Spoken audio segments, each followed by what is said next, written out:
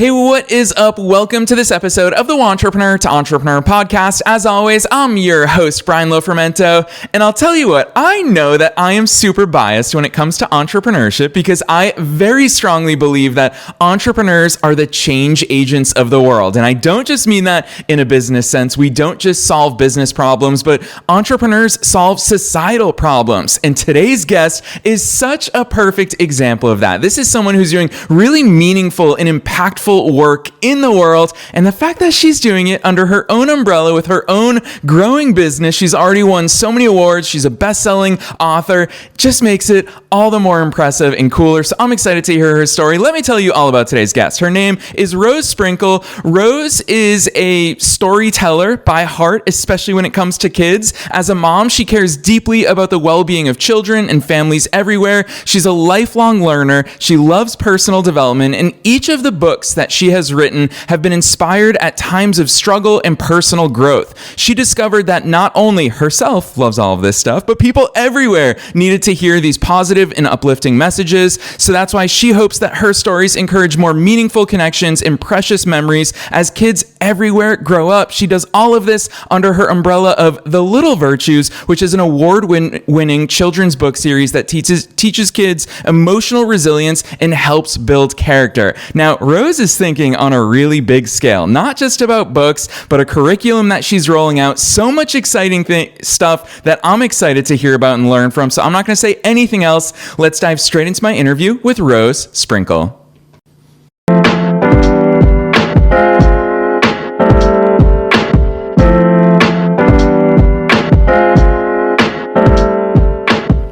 All right, Rose, I'm so excited to have you here with us today. First things first, welcome to the show.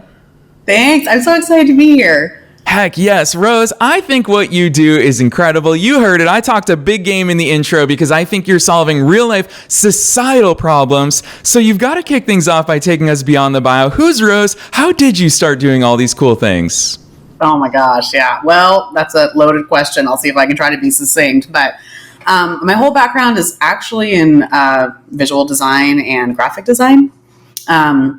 And so I like to learn and kind of dabble in a bunch of different things. And I kind of started the books just as a personal project on the side. I was working full-time at Amazon at the time. I was teaching online courses for interior design. I was heading kind of in a totally different direction, but these books just kept kind of like pulling at my heartstrings, and I kept writing them.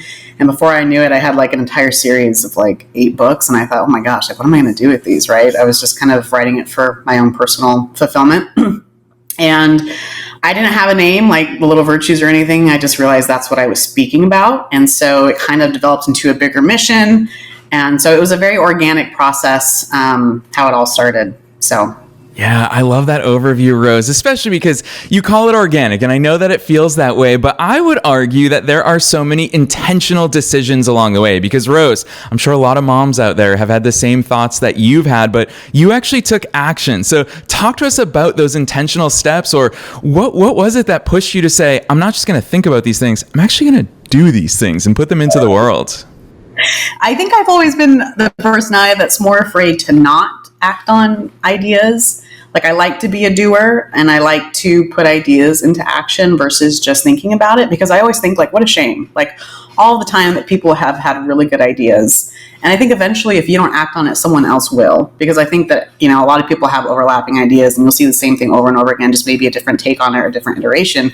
Doesn't make it any less special or less meaningful. But I think that if you don't act on it, eventually someone else will. And I always think of like, oh man, that's such a missed opportunity. So I'm kind of a glutton for taking the chance if I can and just learning along the way. And I would say that I've had a lot more probably failure than success, but like I feel like that is what actually keeps me going, is the continuation of learning what I can be doing better and how to apply it. Yeah, I want to ask you this then, because I'm just going to lump you in with all of us creators. We're all creators in so many different ways. I'll call out authors, artists, podcasters, anyone who's creating content in all the different forms.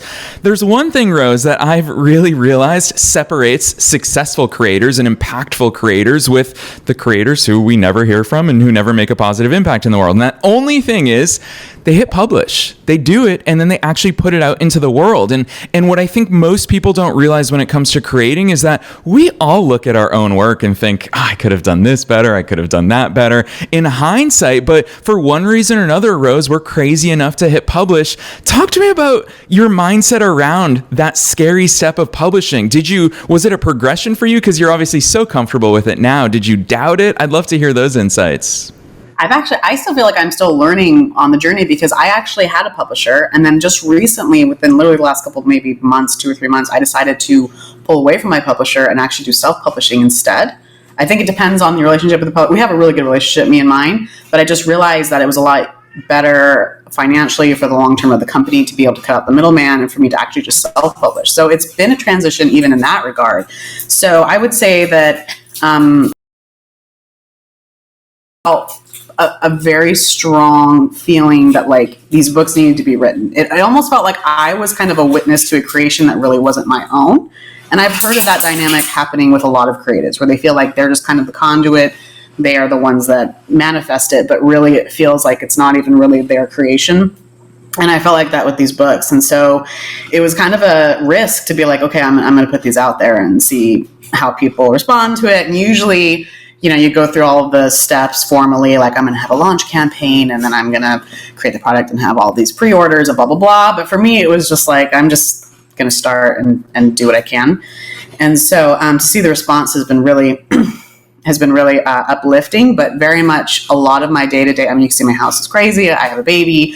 Like a lot of it is just me just sitting, trying to manifest, ideating, and just doing the work. It's not glamorous a lot of the time. It's just this motivation of, I feel like something is bigger than me and it is important, and I have a responsibility to use my talents and my skills to try to better the world around me.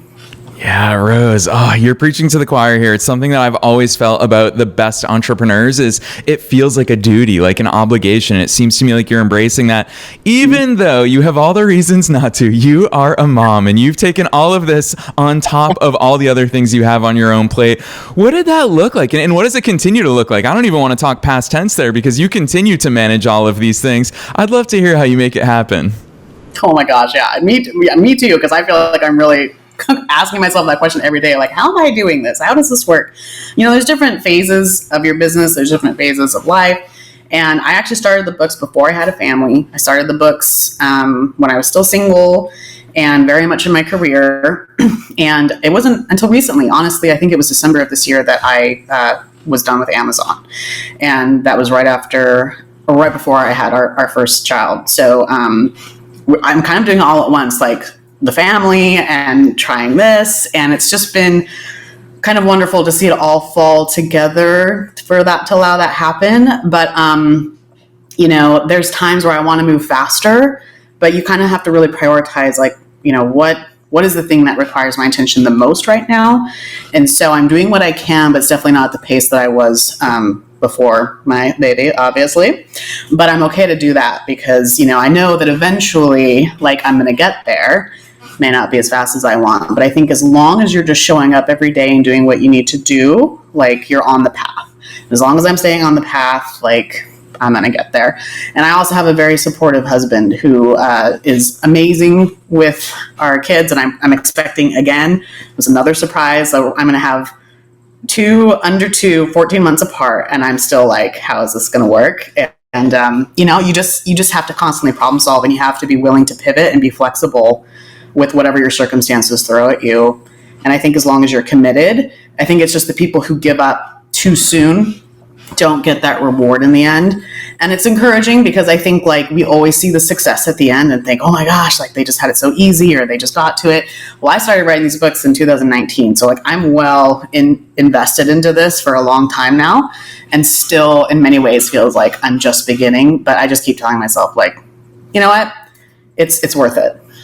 Yeah, Rose, I've always loved that concept of an overnight success, a decade in the making. And that's the stuff that we see in business magazines and on podcasts. But I so appreciate you bringing the real stuff to us, as you called it, the not so glamorous side of it, because that's what it takes. And it is a long journey. We don't have these results overnight. You bring up your career, and I think it's always fun to look back on careers for us as entrepreneurs, because I always believe that every single thing we did, whether we realize it or not, I can trace back to my first job for 2 days as a 15-year-old at CVS, how that set me up for all the things I did in the future. I want to talk about your career path, because you've worked for some brands that we all know and love. I don't know if you want me to name drop them here on the air, but huge companies that really dominate the industry, and one that, especially when it comes to online learning for so many entrepreneurs that serve them. Rose, I'm sure some of that leaked into the way that you think and the way that you do business. Talk to us about, in hindsight, how that career sets you up for everything you do today. Oh my gosh, yeah. I mean, I was all over the place when I was trying to figure out my career in the beginning in college. I think I took 5 years to graduate because I was just like changing. I was getting closer and closer to what I wanted, but it just took me a little bit of time. So it's kind of interesting because the books now kind of harkens back to like my original roots in college. I started out as an elementary education major for 2 years. I was like set all of my life. That's what I knew I wanted to do. I started getting into teaching and I thought, oh my gosh, this isn't it. And so I pulled out, restarted over, and took a visual design class. And it was that was the, beginning of the end, basically. So for 18 years, I was doing visual design, graphic design, marketing, branding, product design, all of those things. And, it's kind of interesting because I feel like my love is really teaching. But I also feel like people like to learn in a very specific way. They like to learn visually. They like to be hands-on. And they don't like to be pandered to. And I think like with kids especially, they're a lot smarter than we give them credit for. And I think I see a lot of the children's products out there today that I'm like, this is kind of like a shame. Like some of it's funny and it's gimmicky, but it's really not like speaking to them on their level. And so I felt like there was a really good opportunity to create a product that did that specifically. But I definitely love product creation. I think it is like the funnest thing to do because it's probably the most rewarding. You get the dopamine hit, you like have a task you need to do every day, and then you get to see something come out of it, fruition. And I realized like I need to start working on this other part of myself where I need to start developing my marketing a lot more, which to me is not as fun. It's not as rewarding. It's a lot more like, okay, it's uncomfortable. But I realized like I'm always learning about myself, the areas that I need to improve as an entrepreneur, and just get over myself, get over my pride, get over my fear if I really want to help people. Oh man, Rose, marketing's the fun stuff. Come on, since you said it's not the fun stuff, we'll first start with the product because you went there first, and clearly you love that side of it more. So let's talk about that. I remember in 2015 when I was writing my book that actually sparked this podcast, Entrepreneur to Entrepreneur is the name of the book. Everyone said the same thing to me, Rose. Everyone was like, "Aren't there already so many books about entrepreneurship?" And that's the feedback I kept getting. You must get the same in your space. There's way more than a million. There's so many books for kids. Talk to me about how you've approached that, and I'm sure you've gotten that feedback from others. Oh my gosh. Oh, absolutely. Absolutely. So like, I think one of the best books I read in college was like Good Artists Steal or like Great Artists Steal or something. And the whole argument of the book was basically like, there's no original ideas, right? And I think even people like Elizabeth Gilbert, who wrote Eat, Pray, Love, kind of argues the same thing, right? It's like nothing's really original, but it still is because it's coming from you and it's coming authentically from you. And so I've kind of developed that. I've adopted that mindset. And I think that is a lot of what it has to do when you're being an entrepreneur. You have to develop a mindset of like, it doesn't really matter, right? If I have a good idea, if it's valid, if people like it, if I feel like I'm being genuine and I'm showing up as my best self, then like what's wrong here, right? It's just the pressure we put on ourselves to be perfect or to feel like it has to be successful, or if not, then we shouldn't have pursued it in the first place. And I just don't believe in that school of thought. So that's just my own personal opinion. But I totally forgot the question as I was going off on that thing now. Yeah, about the fact that there's a million other children's books out there, Rose. Yeah, a million other children's books. Yeah, absolutely. And I feel like there's always room for more, right? Like there's always room for more. And there are plenty of companies and businesses and entrepreneurs who've been successful in highly saturated markets. And so I think you just have to look at like if I'm going into that type of environment, how am I going to set myself apart? Or how am I going to differentiate that I feel like I can honor? And for me, that was writing books that I felt like, for one, were fun. Two, that I felt like really left an impact on the reader after they read them. And three, drew families closer together. And so you kind of come up with this recipe with your different ingredients for success or benchmarks that you want to meet for your, product or your minimal viable products and your testing. And that has kind of been like my North Star every time I go down to write or create my books is like, are they meeting these three things? And if they're not, then what do I need to adjust? Rose, I love that. Sounds like we both, I'm hoping the book you're referencing is Steal Like an Artist by Austin Kleon. Is it the same book? Yes, that's the one. Yeah. That left such a huge impression on me. Actually, I had read it a long time ago. And similarly, when I was writing my book and people would say that to me, I would say, yeah, but nobody's written a business book the way that I can. Because you're right. We're the only ones on planet Earth that can do things the way that we do them. There can be a zillion children's books, but only Rose Sprinkle can write it your way. And hearing that recipe in real time, I so appreciate that, because something that stood out to me the more I looked into all the things you do about the little virtues, it's that word. And you've already said it once in our conversation today, of pandering. That clearly so factors into the way that you think about servicing children and families and parents, of course, who are raising those children. Talk to me about that, because you clearly identified that as a shift in the way you deliver your content. Yeah, that's a good question. Because I wrote them before I had kids, right? I'm not an expert on children, like, by the way. I mean, I'm raising them, but, who knows what I'm doing right or wrong. I don't deem myself to be like a subject matter expert on children. I'm not a counselor, a psychologist, or anything like that. But I think that when I was writing them, even before I had kids, I just had this feeling of like, I want this to be something that I feel comfortable sharing with my children, that I can leave as a legacy for them. And also for every child that picks up my books, that they feel comfortable, they feel included, they feel like it speaks to them. And I think that's probably why these books resonate so much with people, is because they're so relatable. Like, it doesn't matter if you're 4-year-olds reading this book, if you're 25, 37, it's talking about what it's like having a human experience, and they're feelings that all of us can relate to.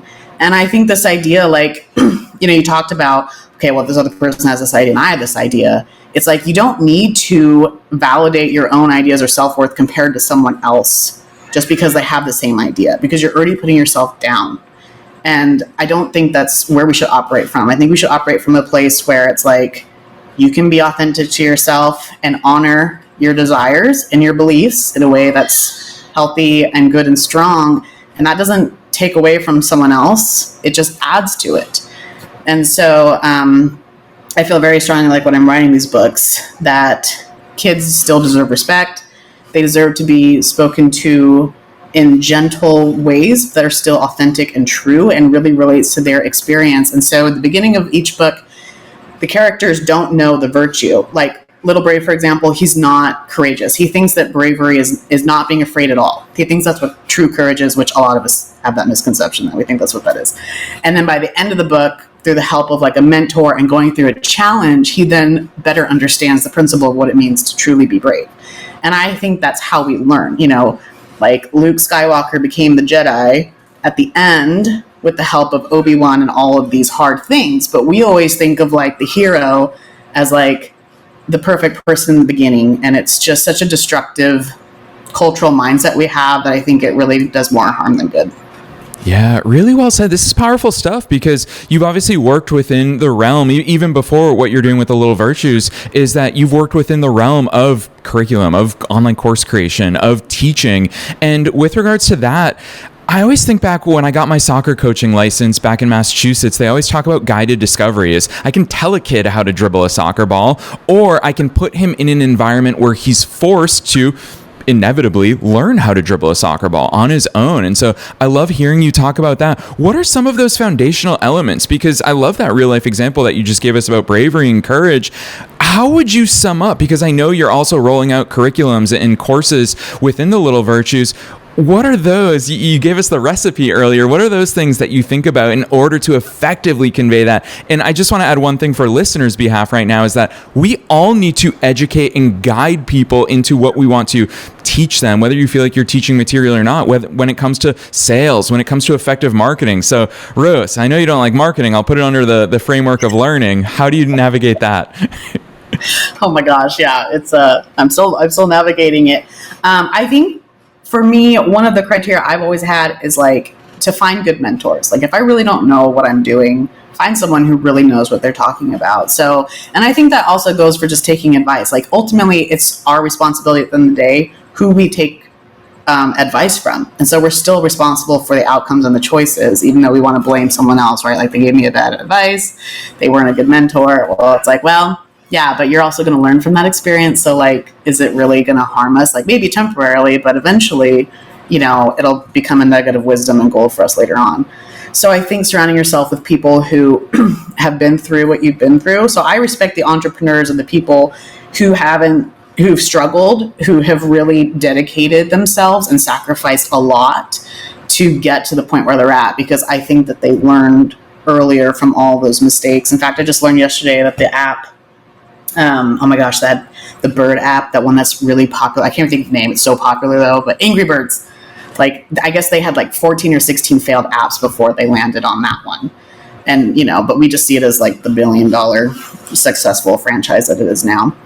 So I think being humble to take advice, and also discerning about what advice to take and what not, is a big part of it. Finding a good team, good support. What you're doing basically, Brian, you're helping everyone out there.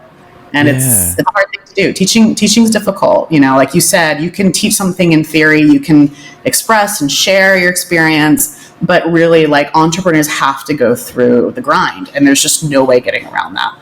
Yeah, I always love the analogy of a bike. I can explain to you how to ride a bike. Until your butt is in that seat, there's no way to navigate balance and all of those very complex things that we have to experience. So I really appreciate those real life insights. Truth be told, Rose, like, this podcast is born out of the fact that I wish when I was 19, starting my first business, I got to hear these conversations. So I appreciate you bringing the real stuff here in today's episode. Along those lines, I want to talk a little strategy, because you and I have kind of both alluded to the fact that it's easy to look at people we hear on podcasts as the finished product. But of course, we're all figuring it out in real time. Even more than 1,000 episodes in, we're continuing to evolve behind the scenes at this show.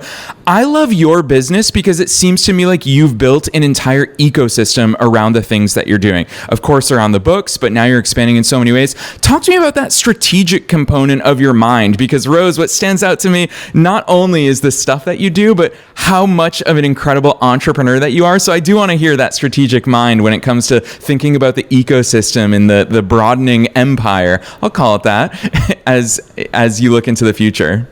Goodness, Brian, you're so good at complimenting me. I'm blushing. You don't get to hear that validation all the time, so I appreciate just saying that. It's very kind. It's a good question. I kind of am an odd duck, I would say. Even in art school, I felt a little different than my peers, because I would say they were better artists than I was, like, by far. They're visual. I mean, they can draw really well. I still can't even draw to this day. It's amazing that I even had a degree in art, I would say.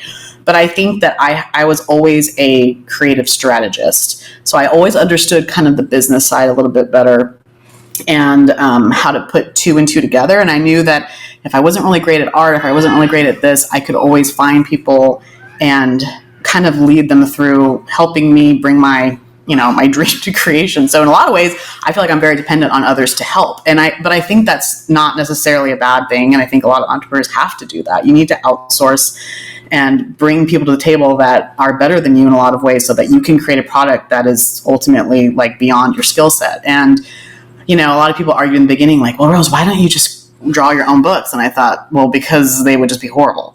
Like, I could take the opportunity to learn and become better, but ultimately I think I would be doing the product a disservice. And so I had to be really honest with myself. And luckily I found very, very talented illustrators that helped me. And they are by far, like, I feel like they carry 80% of the work, to be honest, like the work that they do and how they continue to help with the brand and stuff. But I think as a creative strategist, I've always thought of big picture first. I've always been a little bit of a dreamer. And so I'm always thinking about, like, systems, how to replicate, how to scale. If I write one book about, like, Little Honest's in Candyland, how can I use Candyland and all these different themes and different products and things like that? So you just I start with the end in mind and then work backwards and just think of how I want to get there. And ironically, I wrote the books first. In some ways, I almost wished I wrote the curriculum first, because I think it would have been a little bit easier to transition. But I think that either way, whatever product you start with, you can always, come around to the other side and tie the two together. And that's been really effective and helpful for me. Yeah, I love those real life insights. This is so cool hearing the way that your mind thinks, Rose, because like I said, it's easy to think about children's books as very simplistic things, but we're talking here about wrapping around an entire business because that's how you're reaching even more people and impacting even more people. Talk to me about the curriculum and the fact that you're rolling that out as well as part of the Little Virtues, because it's deeply impactful work. And I'm sure that you fully embrace how important this work is. So talk to us about your views on that. Yeah, I mean, in a lot of ways, like we always hear that phrase, like when you become a parent, you're kind of reparenting yourself. And I think a lot of this curriculum targets both the child and the parent, that they get to do it together, right? Because virtues apply to everybody, no matter your age or your background or your experience. And so like, who doesn't want to be more kind or more loving or more honest, right? But it's like, how do you do that in a practical way? How do you actually learn how to build self-esteem and self-worth, right? And so the curriculum kind of focuses on taking families together through like worksheets, different activities, even fun things just like crafts that relate to the books. And then also an analysis of the books themselves throughout the curriculum, like asking questions like, you know, how did Little Brave show courage? And then turning it back to yourself. Like, what does courage look like to you? How would you show courage if your friends were doing something that you didn't agree with? Right? Or how do you show different types of courage between like physical acts of bravery, like firefighters, versus, you know, moral acts of bravery, like standing up when it's not popular. So it's kind of like breaking it down into simple tasks and choices that kids can do and apply, but also learning kind of overarching like what virtues are. And I think one of the things that's been fascinating for me as I've been learning more about this, because I always thought virtues were just like religious virtues. I just always associated it with, oh, okay, you know, someone who's devout or has faith or these things, and that's it. And I have totally been inaccurate about that and wrong and mistaken. And so I've learned that there are like 50, 60 virtues in the world, and they're all based on things like, you know, cooperation, tolerance, acceptance, justice, loyalty. I mean, I could go on and on and on, but the point is that it's really about the building blocks that make for a really well-lived life. Someone who has a very peaceful, happy, confident life are people who know how to practice virtues, and they're not afraid of truth, and they're not afraid of taking feedback, and they're also not afraid of differentiating from others, even if other people don't agree with them. They're not offended by it. They're also not threatened by it. They just take it as an opportunity to learn and better themselves, even if they're okay with disagreeing. And I think that the world needs more of that. We need more discourse. We need more respect when we're talking to each other. We need to know how to include each other, even if we don't agree on things, but still standing firm with what we think is right. Because otherwise, we're just betraying ourselves. We're just betraying other people, all in the name of being kind, but it's actually not true kindness. And so diving deeper into these virtues as I'm writing about them, I have to like make sure that I'm speaking to it accurately. Like, yes, this feels right. And I remember one time I keep bringing up Little Brave maybe because it's just one of my favorites, but I was writing this part about the interaction between the dragon and Little Brave. And I sent it to my best friend, and we literally had like a 3-hour conversation about it, because she's like, you're getting this part wrong. And I was like, I couldn't see it. I was like, what are you talking about? Like, help me understand.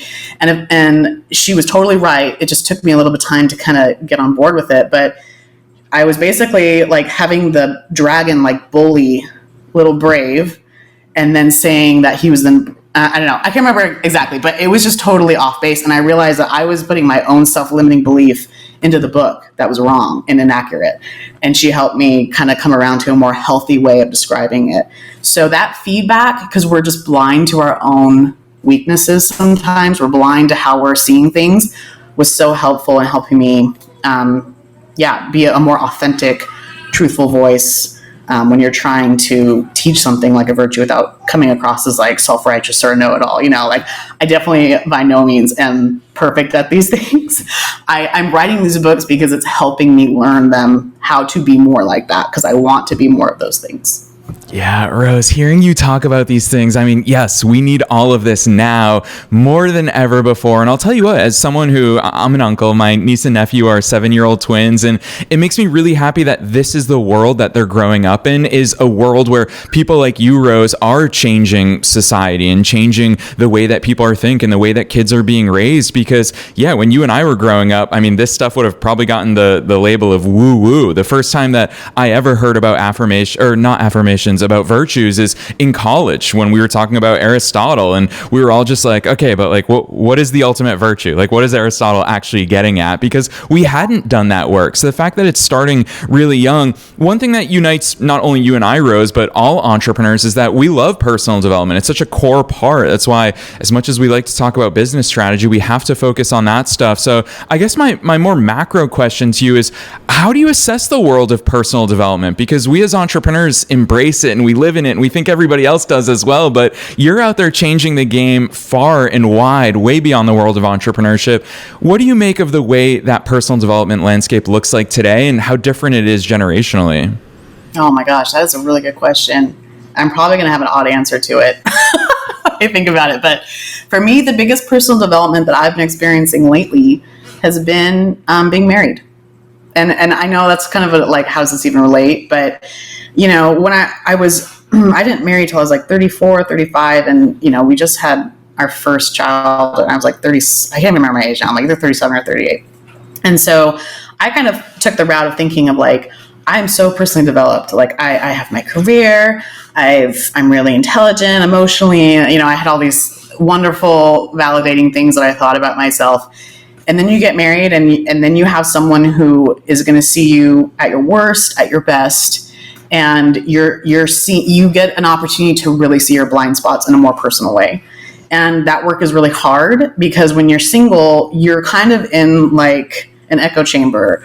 You're with similar minded people, or you're in your career with employees kind of in the same age group, or maybe a little bit higher or lower, but you know, you're kind of in the same stage of life.